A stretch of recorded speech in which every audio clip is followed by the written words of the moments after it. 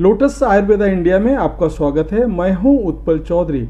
आज हम बात करेंगे अस्थमा की बीमारी क्यों होती है। तो आइए शुरू करते हैं आज का वीडियो। अक्सर हम देखते हैं कि कुछ लोगों को सांस लेने में तकलीफ, सांस फूलना, सीने में जकड़न के साथ खांसी की समस्या देखने को मिलती है। इस तरह की समस्या लोगों के अस्थमा से पीड़ित होने पर परेशान करती है। अस्थमा, जिसे आम भाषा में हम दमा भी कहते हैं, सांस से जुड़ी एक गंभीर समस्या है जिसके कारण व्यक्ति को काफ़ी असहजता का सामना करना पड़ता है, खासकर जब सर्दियों के मौसम और प्रदूषण के कारण अस्थमा के लक्षण बहुत गंभीर भी हो जाते हैं, जिनसे कई बार लोगों को अस्थमा अटैक का जोखिम भी पैदा हो जाता है। यहाँ तक कि घर में धूल मिट्टी आदि भी इसका कारण बन सकती है, जिससे बचने के लिए लोग अपने लोगों को हमेशा अपने साथ अस्थमा पंप लेकर घूमना पड़ता है।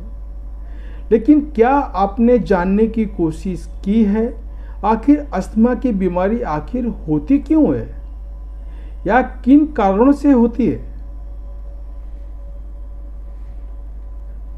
फिलहाल अस्थमा का कोई सटीक कारण ज्ञात नहीं हुआ है, लेकिन शोधकर्ताओं का मानना है कि कुछ कारकों का एक कॉम्बिनेशन इसमें योगदान दे सकता है, जो अक्सर जीवन की शुरुआत समय में देखने को मिलता है। इन कारणों में शामिल है एलर्जी की प्रवृत्ति, जो आपको परिवार से विरासत में मिली है। इसे एटोपी कहा जाता है। अगर माता पिता को अस्थमा है तो आपको भी अस्थमा हो सकता है। बचपन के दौरान कुछ सांस संबंधी संक्रमण के कारण भी आपको अस्थमा हो सकता है। इंडोर एलर्जी के साथ संपर्क, जैसे धूल के कण, कालीन, फर्नीचर, प्रदूषण और पालतू जानवरों की रूसी, इनसे भी आपको अस्थमा हो सकता है।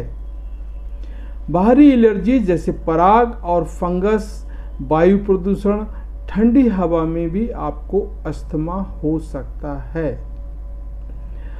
अत्यधिक भावनात्मक उत्तेजना, इससे भी आपको अस्थमा हो सकता है।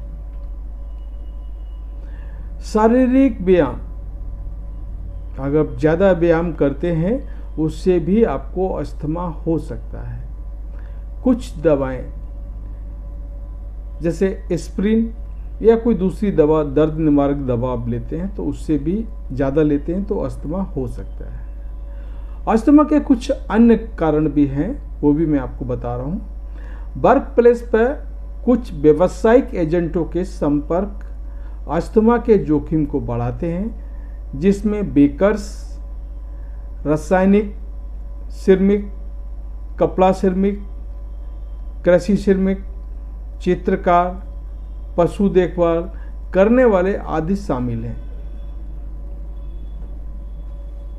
अगर परिवार में किसी को अस्थमा या एटोपी चलता आ रहा है तो हवा की एलर्जी, घर की धूल के कण, तिलचट्टे और संभवतः एक बिल्ली या कुत्ते की रूसी और अड़चन के संपर्क में, जैसे तंबाकू का धुआं आने से हमारा वायुमार्ग उस हवा में मौजूद पदार्थों के प्रति अधिक प्रतिक्रियाशील हो सकता है, जिससे हम सांस लेते हैं। हमारे जीवन में जीने और काम करने के तरीके से बदलाव भी इन एलर्जी परेशानियों के साथ हमारे संपर्क को बढ़ा सकता है।